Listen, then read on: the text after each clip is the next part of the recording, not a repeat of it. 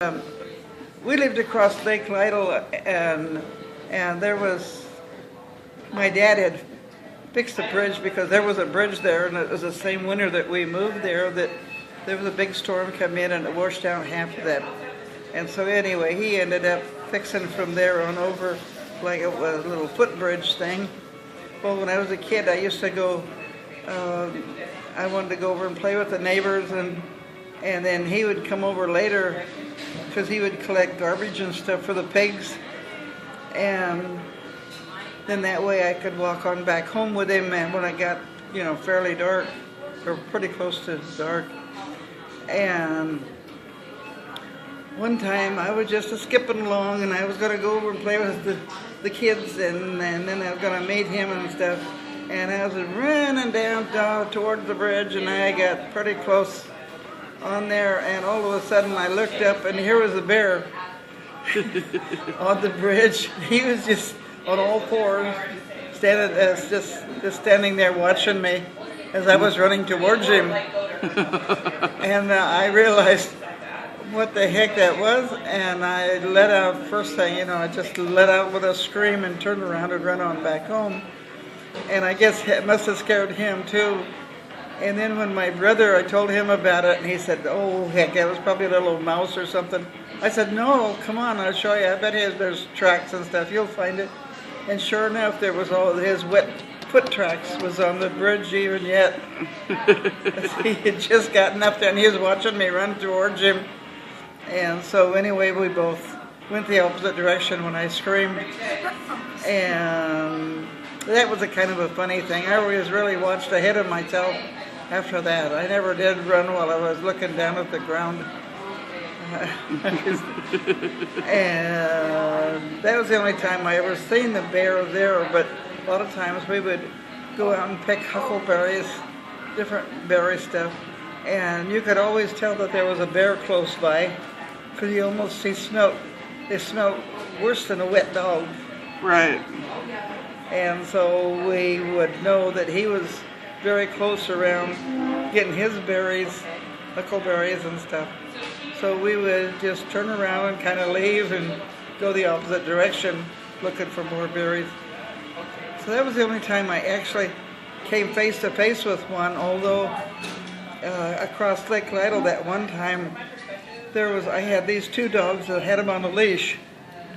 So I was taking them up into the woods, and I just, like a kid, being very, bossy with them dogs and stuff. And come on, we're going to go this way, and we're going to do that, and da-da-da. So I was talking to them, and all of a sudden I looked up, and here was a log a tree that had fell, which left a log kind of up in the air across the roadway. And I looked up, and here was that bear up on that log, and he happened to be looking the other way. Boy, I dropped the leashes and turned around and ran home. By the time I got home, I was just completely out of breath. Couldn't hardly breathe. And my mom said, "What's the matter with you?" I said, I explained to her what it was and everything, that there was a bear up there and whatever. And she said, "Well, let's go see if we can find him." I said, "You gotta be joking. I'm not about to." I don't know what she had in mind. She thought it was tame or something. I don't know. I thought that was the most ridiculous thing I ever heard of. But anyway, that was the two times I seen bear over there.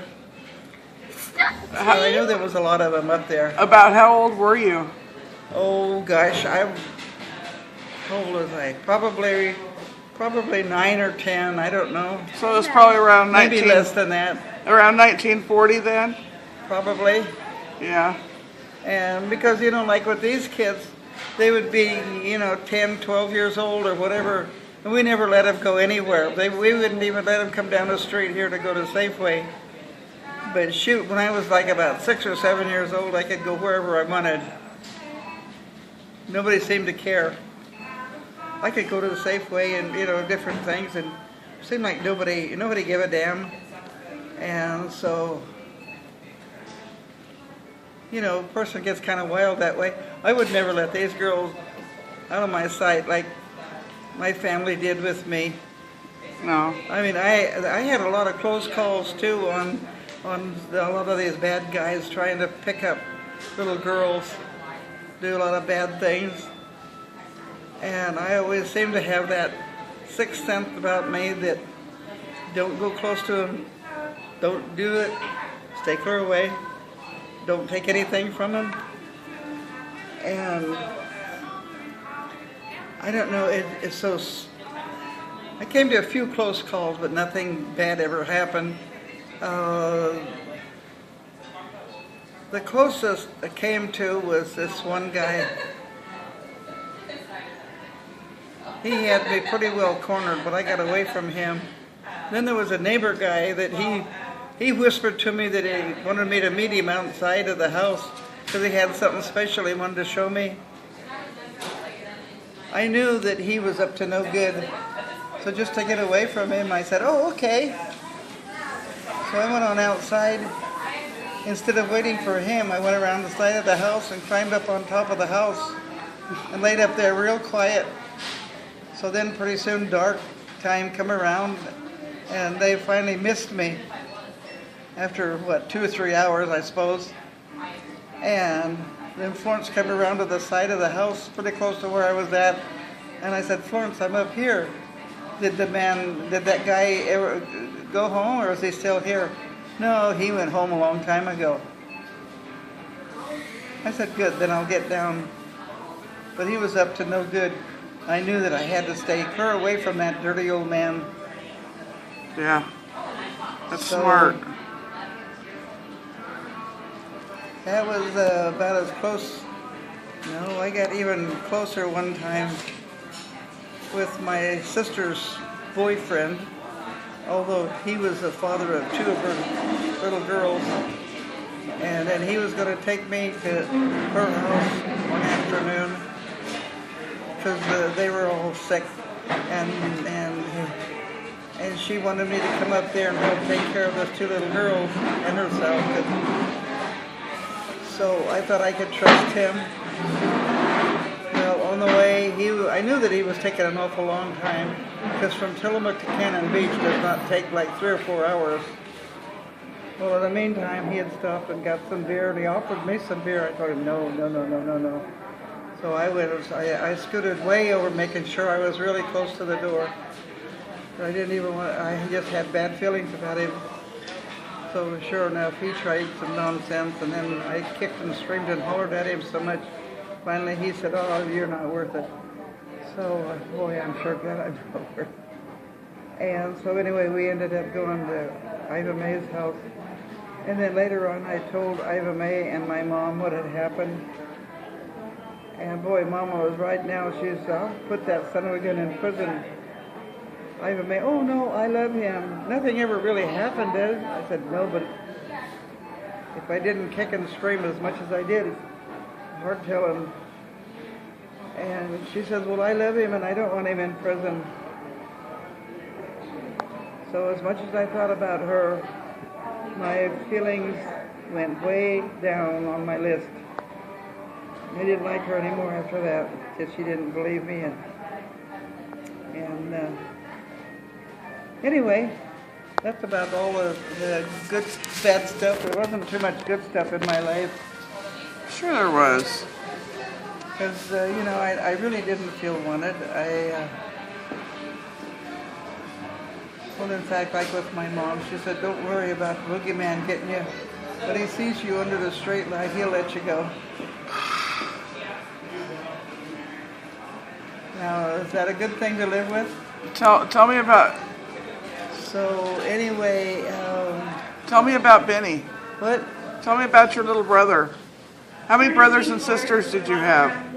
Oh, I had 5 sisters, 1 brother, and little Benny, though, that would have been 2 brothers, but he was killed in the sand pile over Manhattan Beach, and it ended up that he was making little caves and stuff for his cars. He was playing there, and then when they found him, he was laying face down with his head in one of these cave things, and he was covered up all except one part of one arm was sticking up, and I guess that was when this had happened. And then my older brother sent him there and tried to dig him out and get him to breathe and stuff, and had some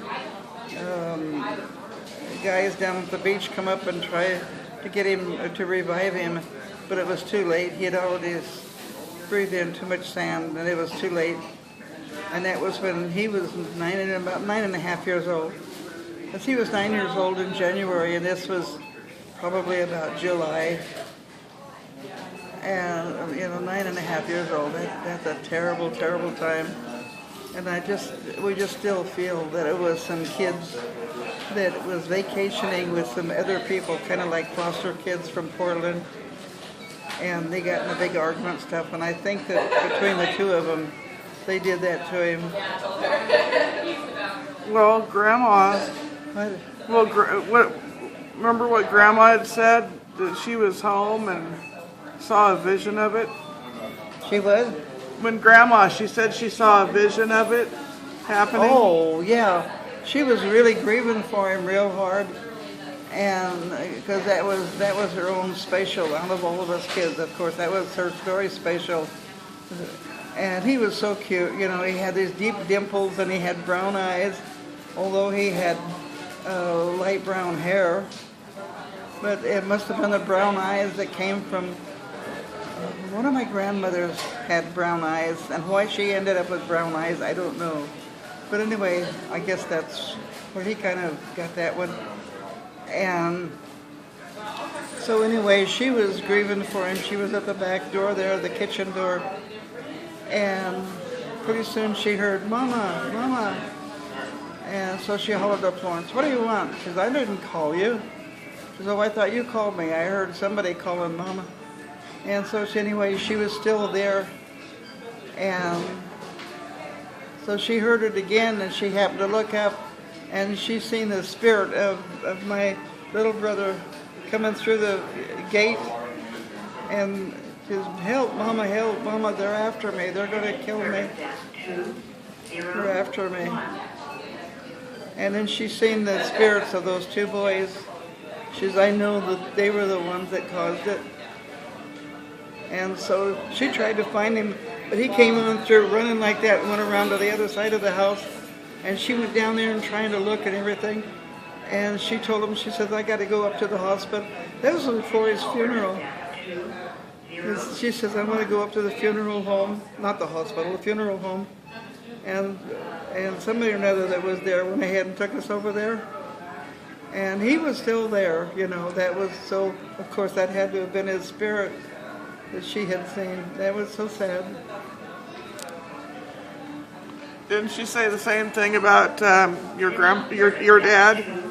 When your dad passed away, didn't she do the same thing then? No, I don't remember anything about that one. My dad. When your dad passed away. Oh, he died. That was in 47. 47. Attention service desk 201. And so, God, I don't remember. It's been so long ago. Yeah, but he was like, it wasn't very long. It wasn't very long after. Oh well, yeah. Then my dad and my mom and my sister and her stupid boyfriend Del Orr. They were going to go, and this other guy, his name was Belt. It's a half brother of Edith's husband. And anyway, Daddy and Belt was sitting in the back of the pickup thing on this bench. And so the four of them, 1, 2, 3, 4, 5. The 5 of them were going to go to the movies. Well, as it was coming down the hill into Garibaldi, there was a car coming around the corner really fast. And Dill, in order to keep from hitting the car, he kind of swerved over. Well, when he did, he hit the ditch. And then he didn't know worried he was going to run into that house or what. Anyway, it ended up that he did stop all right, but when he swerved like that, that threw Daddy and Bill off of the back of the truck. Daddy ended up landing on the pavement on his head, and Emily lived, and he was saying, I'm okay, let me get up. He was just a tough old bird. And they said, no, you wait till the ambulance. So anyway, they took him by ambulance, and then the next morning he died. Brain concussion. And so, let's see, whatever else.